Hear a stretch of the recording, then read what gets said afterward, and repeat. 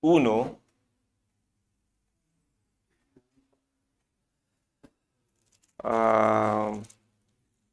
Esto si quieren lo anotan, por favor, que es mucha información que les puede ayudar. Una enormidad. En Levítico capítulo 1 y posterior, ¿cierto? Hasta el capítulo 6, existen 5 ofrendas que todo judío debía realizar. 5 ofrendas.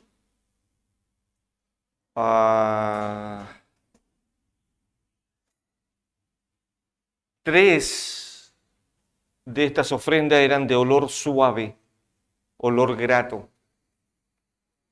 Y 2 de estas ofrendas eran de olor desagradable, de un olor hediondo, un olor terrible.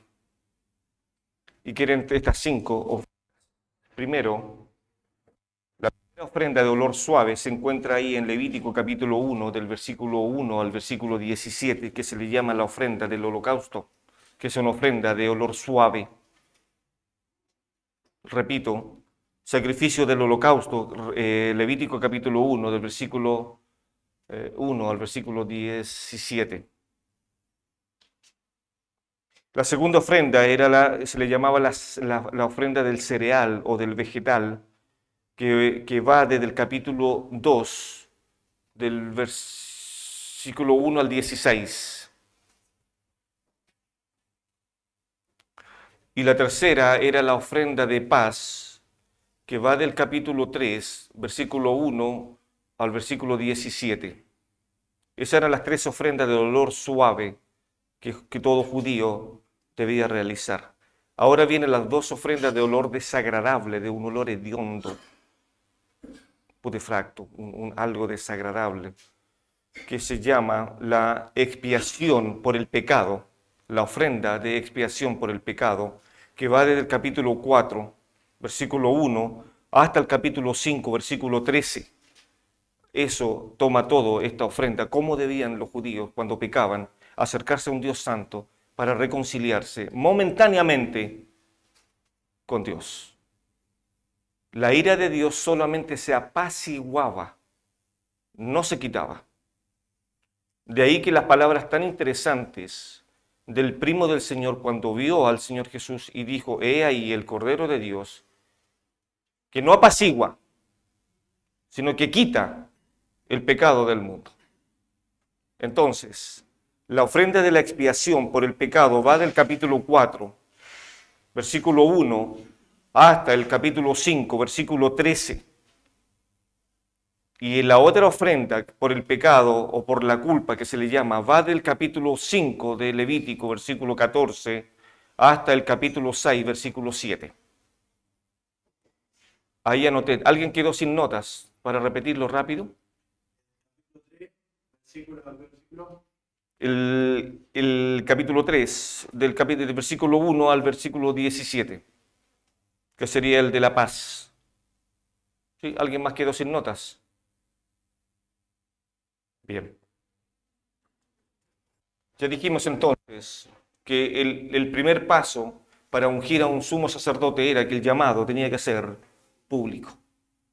Había que hacerlo público. Segundo llamado ahora, perdón, lo segundo que se hacían con estos hombres era que había que lavarlos en agua, había que bañarlos. Y este baño solamente se realizaba solo una vez en la vida de estos sacerdotes. Después para oficiar tenían que lavarse las manos y parte del cuerpo, pero para iniciar el trabajo del sacerdocio tenían que bañarse por completo. Vamos por favor ahí a Levíticos capítulo 8. Y vea todo esto como es una prefigura de la vida del cristiano, de la vida de la iglesia. Ahí lo vamos a ver cuando el Señor está ahí en el Nuevo Testamento, recuerdan ustedes, en el aposento. Terminan de cenar, recuerden ustedes, y el Señor toma un lavatorio o un labrillo y una toalla y se la ciñe y comienza a lavar los pies. Bueno, vamos a ver esa figura interesante que hay ahí. Pero vamos, por favor, al capítulo 8, versículo 6. Entonces Moisés hizo acercarse a Aarón y a sus hijos y los lavó con agua. De frentón. Los lavó con agua. Frente a toda la audiencia. Imagínense ustedes eso. Si el llamado era público, ahora tenían que ser lavados con agua. Imagínense ustedes, por favor. ¿Es posible la imagen? De nuevo, por favor, querido. Imagínense toda esta gente mirando ahí. Y la gente está diciendo, wow, eso es lo que quiere Dios de mí. Si fui llamado, fue para vivir una vida que agrade a Dios. Queridos, todo lo que yo viva en la semana, lejos del Señor, sin lectura bíblica, sin oración, peleas con mis compañeros, peleas en mi hogar, peleas con mis hijos, discusiones con mi esposa, es lo que yo voy a traer el domingo a la congregación. Y de ahí entonces vienen las divisiones, la carnalidad dentro de las congregaciones. Pero si mi vida es una vida devocional al Señor, donde tomo tiempo para pastorear a mi esposa, para pastorear a mis hijos, para dar testimonio y vivir en santidad, esa vida cristiana es lo que va a repercutir en la iglesia el día domingo, donde hombres y mujeres podemos levantar manos santas al Señor. A propósito de manos santas, me acordé de algo, perdónenme que me salga. 1 Timoteo, capítulo 2, por favor, busquémoslo antes de ir ahí. Sí, 1 Timoteo, capítulo 2. Déjeme buscarlo. Les quiero enseñar algo simple, por favor.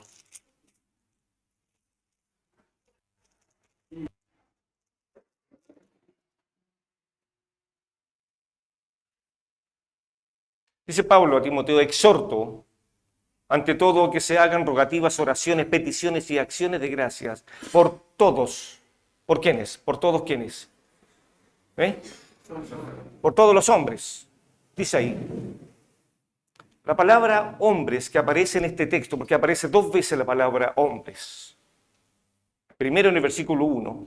Y esa palabra hombres es la palabra antropos. Hombre común, hombre silvestre, hombre natural. O como lo traduce también Pablo, hombre salvaje. Los hombres naturales. Lo traduce de esta manera. Entonces Pablo está diciendo, exhorto ante todo a que se hagan rogativas, oraciones, peticiones y acciones de gracia por todos los hombres. Pero ¿quiénes son los que tienen que hacer estas oraciones? ¿Quiénes? La respuesta está en el versículo 8. Quiero pues que los hombres oren en todo lugar, levantando manos santas, sin ira ni contienda. Esta palabra hombre que aparece en el versículo 8 no es la palabra antropos, esa es la palabra aner, que significa un hombre santo, un hombre destinado a encender las luces en el tabernáculo y a hacer todo el oficio santo delante de Dios. Entonces, lo que está diciendo Pablo, que estos hombres, estos aner, no antropos, estos aner, puedan levantar sus manos al cielo, orar al Padre Celestial para que sus oraciones sean escuchadas, pero manos santas. Es lo que pasó con Isaías capítulo 1.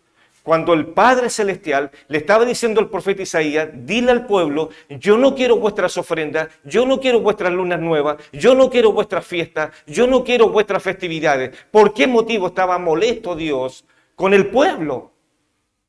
¿Y sabe lo que le dice Dios a Isaías? Vuestras manos están manchadas con sangre. Y al estar manchadas con sangre, se produce un peso. Y no se pueden levantar y no pueden glorificar a Dios, porque vuestro pecado es tan enorme, por lo tanto necesitan ser cambiados y ser lavados y ser más blanco que la lana, más blanco que la nieve. Y eso lo produce la sangre del Señor Jesús. Primera de Juan capítulo 1, versículo 8 y 9.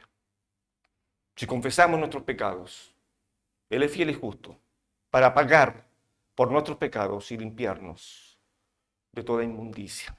Dice así. Entonces, estos hombres debían de lavarse con agua para testificar que ya estaban limpios, no de pecado, sino que estaban limpios a los ojos de Dios para poder comenzar el otro proceso que debía hacer.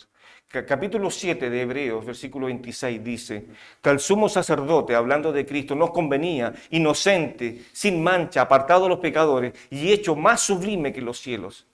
Este sumo sacerdote nos convenía, dice el escritor a Hebreos. Él nos convenía, porque podemos ver el reflejo de cómo fue el Señor Jesús, tentado en todo, pero sin pecado. Ni una mancha se le acercó alrededor de él, porque era puro.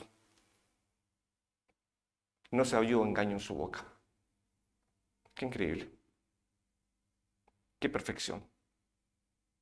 Entonces Pedro le dice a los hermanos perseguidos, ahí en su primera carta, sed santos, porque yo soy santo.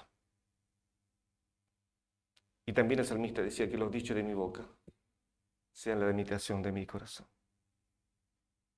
Y también decía el salmista, en mi corazón he guardado tus dichos. ¿Para qué? Para no pecar contra ti. En mi corazón he guardado. El verbo guardar, poner por obra todo lo que el Señor desea. Entonces ahora los sacerdotes debían ser bañados completos. En las Escrituras hay dos conceptos, para que anoten ustedes ahí, dos conceptos de baño. Era un baño completo, el que estamos viendo nosotros acá. Volvamos, por favor, allá a Levítico.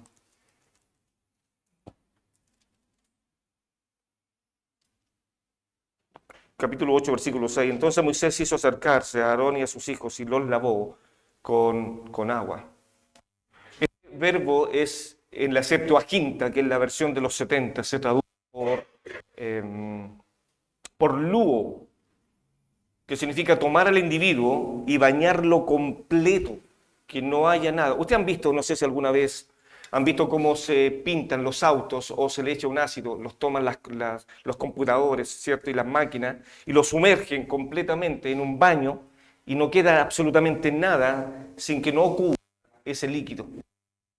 Bueno, esa es la intención de tomar a este hombre y bañarlo por completo para que pueda demostrar una vez más lo que Dios quería de él. Entonces tenemos el llamado público y ahora era un llamado a poder bañarse. Éxodo, capítulo 29, versículo 4. Esta es la misma idea, por favor.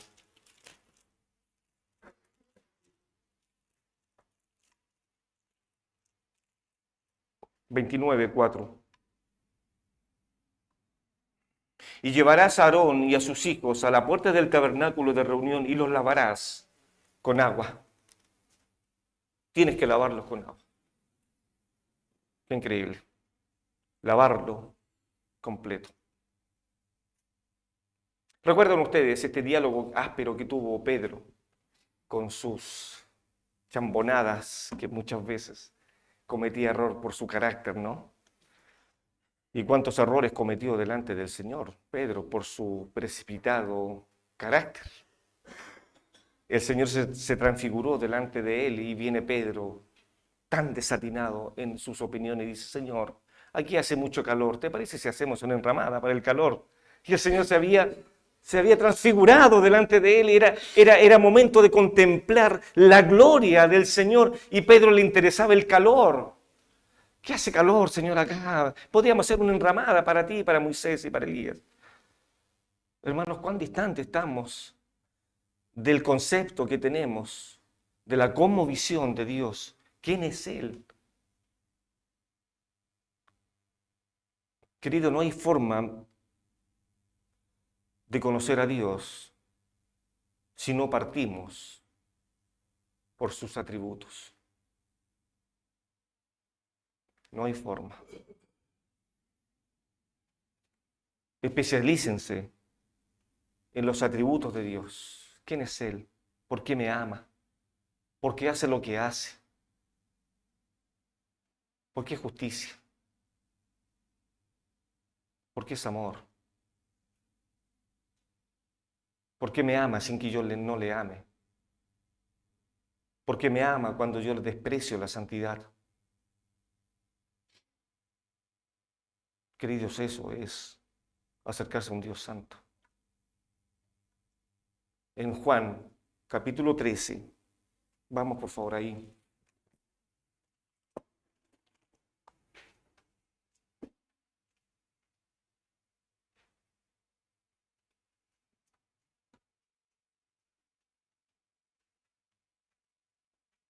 Bueno, ya están ahí en la cena, ¿no? Y le dice, capítulo 13, versículo 5, luego puso agua en un librillo y comenzó a lavar los pies de los discípulos y a enjuagarlos con la toalla con que estaba ceñido. Entonces vino Pedro, o Simón Pedro, y Pedro dijo al Señor, ¿tú me lavas los pies? ¿Tú? No en una forma de arrebato, de decir, no, yo soy Pedro, sino que viendo, reconociendo la majestuosidad que el maestro se iba a rebajar a lavar los pies.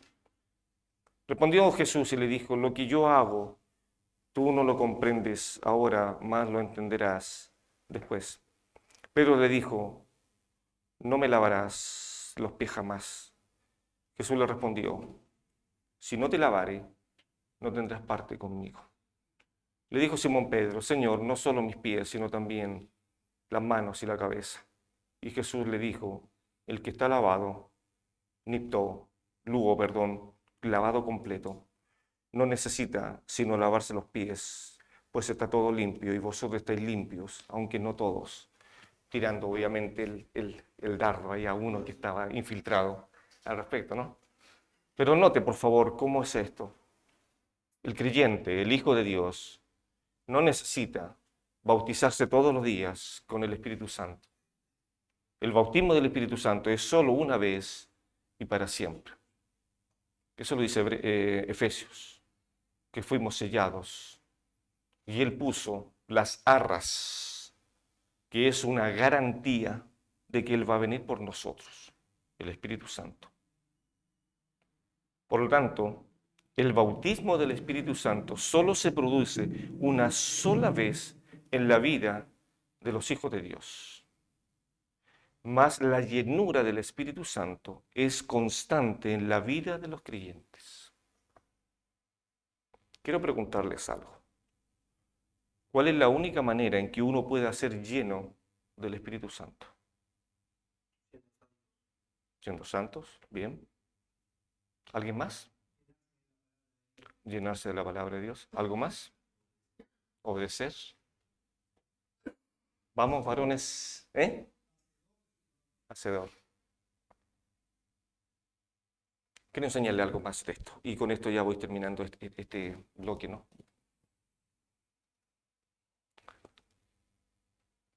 Primera de Juan, capítulo 1. Y que yo cité el texto antes. Y ahí hay un sí condicional muy importante al respecto.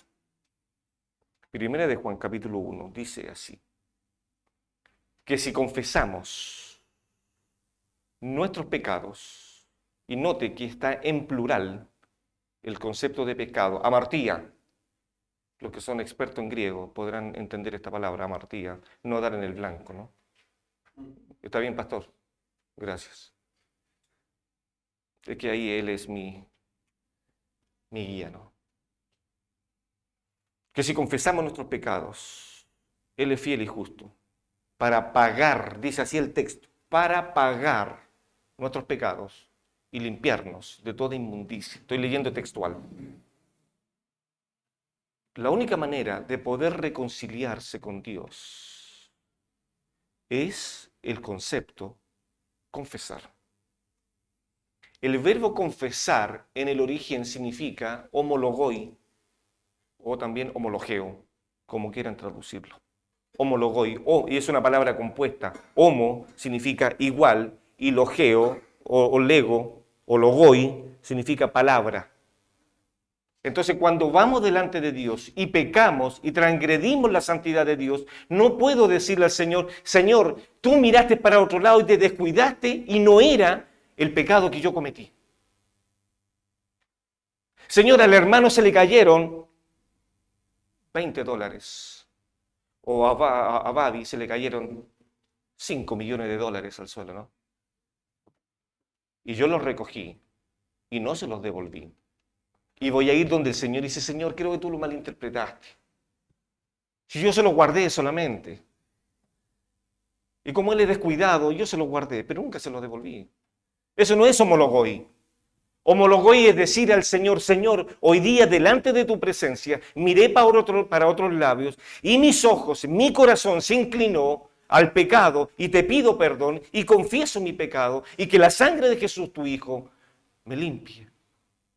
En ese momento se reconcilia la relación con el Padre, porque estamos diciendo lo mismo a Dios. Por eso que yo no ocupo este elemento cuando yo tengo una discusión con mi hermano Mariano y yo le he ofendido. El peor error que puede cometer un cristiano es decirle al hermano Mariano, si te ofendí, por favor perdóname. Eso no es confesión, porque no estoy reconociendo. En cambio, si yo voy donde el hermano Mariano y le digo, hermano Mariano, en mi corazón pequé contra ti, dije esto, dije este otro, y esto no agrada al Señor, y ya le pedí perdón al Señor, pero ahora necesito tu perdón, y necesito confesarte esto, y he pecado delante de ti, entonces estoy diciendo lo mismo. Pero no le puedo decir al hermano, si pequé, si te ofendí, cuando ustedes vayan a la cancha ahora a jugar y le quiebren un pie a un, ojalá no pase eso, y le van a decir, hermano, fue sin intención, si te quebré, perdóname. No, si fuiste con la intención. ¿Se entiende, no, hermanos? No puedo decirle al hermano, si te ofendí, perdóname, y lo dejaste botado en el suelo, querido, con tu pecado, con tu desprecio. Y lo dejaste botado, no lo atendiste. Y después vas y tienes el descaro de decir, hermano, si te ofendí, por favor, perdóname. No, hermano. Homologoi, decir lo mismo, querido Dios, he pecado delante de ti. He pecado contra el cielo y he pecado contra ti. Perdóname. Aquí estoy. No soy digno de ser llamado tu hijo, pero aquí estoy. Perdóname. Homologoi. En Santiago ocupa otro verbo cuando dice confesaos vuestras ofensas uno a otro. Ahí usa el verbo examologoi, que es sacar fuera cuando hay una discusión con los hermanos, sacarlo fuera. Como digo yo en algunas palabras, vomitar lo que tengo acá adentro y tirarlo fuera para vivir una vida en santidad. Querido, necesitamos ser lavados todos los días. Y Pedro le dice, tú no me lavarás los pies. Y el Señor le dice, el que está lavado no necesita lavarse todos los días. Solamente use estos dos ejemplos, las manos y los pies. Nada más. Y que eran un ejemplo del antiguo. Cuando la gente caminaba mucho, habían baños públicos ahí en Israel. Y la gente venía de largas caminatas y entraban a estos baños. ¿Y sabe lo único que se hacían? Se lavaban las manos y los pies. Que era gente pobre. La gente que tenía recursos eran invitadas a las casas. Y ahí, en las casas, salía un joven, un adolescente, o las mujeres, o un esclavo, y lo primero que se le hacía al invitado era lavarle los pies al respecto. El que está salvado no necesita volver a salvarse todos los días, porque la salvación es eterna. Descansa en Cristo. Ahora cuidado con abusar de la gracia.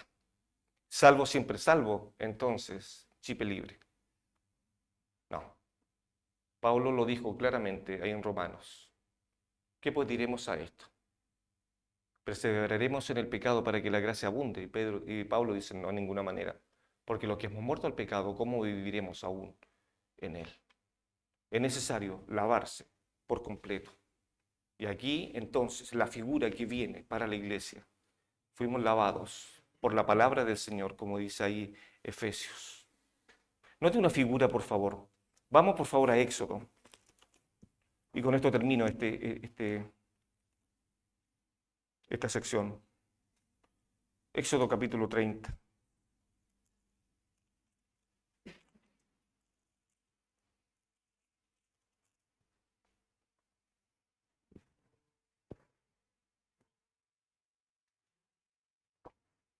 Ya una vez que el sacerdote era lavado completamente, después venía otra parte donde antes de oficiar tenía que lavarse las manos y los pies para oficiar, imagínense. Pero ya había sido lavado completamente, ¿eh?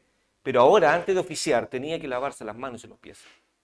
Cada vez que tenía que hacer este oficio, tenía que lavarse las manos y los pies. Por favor, capítulo 30, les dije, ¿no? Versículo 17.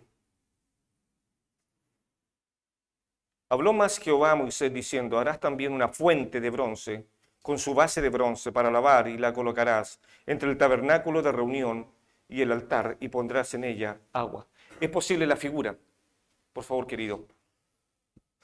Y de ella se lavarán Aarón y sus hijos las manos y los pies. Cuando entren en el tabernáculo de reunión se lavarán con agua para que no mueran, y cuando se acercan al altar para ministrar, para quemar la ofrenda encendida para Jehová, se lavarán las manos y los pies para que no mueran, y lo tendrán por estatuto perpetuo él y su descendencia por sus generaciones. Ahí está lo que tenían que hacer: lavarse. Antes de entrar a oficiar, tenían que lavarse. Homologoi, decir lo mismo. Lávame, lávame, Padre. Voy a orar, voy a leer un texto de la Biblia, voy a ministrar a un hermano, voy a exhortar a un hermano, voy a alentar a un hermano, voy a alentar a mi pastor. Pero Señor, lávame primero. Y tenían que hacerlo. Pero algo curioso dice la Escritura, que en este lavacro, en esta fuente, había algo impresionante. Y esta es otra enseñanza para nosotros, queridos. Y con esto termino para que vayan a tomar su otro café, para que estén despiertos todo lo que viene, ¿no? Capítulo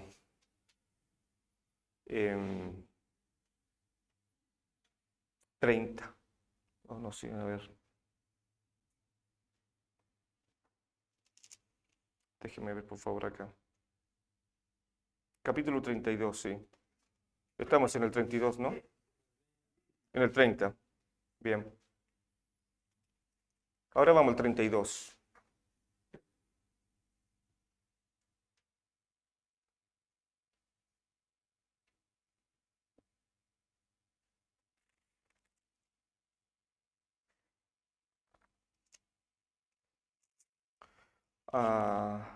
Estoy un poco viejo, así que perdóneme. Capítulo 38.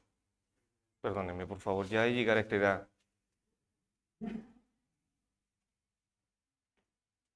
No, tengo que ver las canas ya y mi carne de identidad, ¿no? Estamos en el lavacro, ¿no? Como estos hombres se lavaban las manos y los pies. ¿Sabe para qué? Para no morir. ¿Había prolijidad? Eventualmente. Totalmente, había una prolijidad. Tenían que lavarse. De hecho, en Éxodo dice que los sumos sacerdotes no tenían que tener ninguna rasguño en los testículos. No podían ser cojos. No podían tener un pie más grande que el otro. No podían tener ninguna cicatriz. Debían ser hombres íntegros físicamente delante del Padre, delante de Jehová. Capítulo 38, versículo 8. Estamos hablando de esta misma fuente, por favor. También hizo la fuente de bronce y su base de bronce, de los espejos, note eso, de los espejos de las mujeres que velaban a la puerta del tabernáculo de reunión. En la vez anterior se hizo este lavacro, pero no se mencionó que habían espejos. Oh, perdón, me sacaron por favor, queridos, sí, ahí está. Queridos, cuando ellos se lavaban las manos, ¿sabe lo primero que veían en el fondo? ¿Eh? Su rostro, las manos. Se reflejaban ellos mismos. Y se hacían, como en 1 Corintios capítulo 11, antes de participar de la cena del Señor, se examinaban a sí mismos. Se miraban a sí mismos. La palabra de Dios es la que donde tenemos que mirarnos para poder decir, estamos delante, estoy conduciéndome, estoy haciendo hábito de vivir en santidad. Y era la palabra del Señor la que los reflejaba. Ahí en el momento ellos se miraban y tenían que evaluarse realmente. Estoy en la línea que Dios quiere, queridos. Los espejos, tenían que mirarse. Qué tremenda lección para la iglesia hoy en día. No tenemos que mirar al hermano. Yo no me contagio de santidad por saludar al pastor Mariano. No me contagio de santidad porque mi esposa ora todos los días y duermo con ella. Querido, me contagio de santidad cuando confieso mis pecados. Y cuando comprendo que cuando el pecado sea amargo a mi vida, algo desagradable, entonces Cristo va a ser dulce a mi vida, en mi caminar. Queridos, no hay otra forma de servir a Dios sin la santidad. No hay otra forma. No existe. No existe. Bueno, tienen 5 minutos más, queridos. Descansen. Aprovechen ahí. Solamente un anuncio.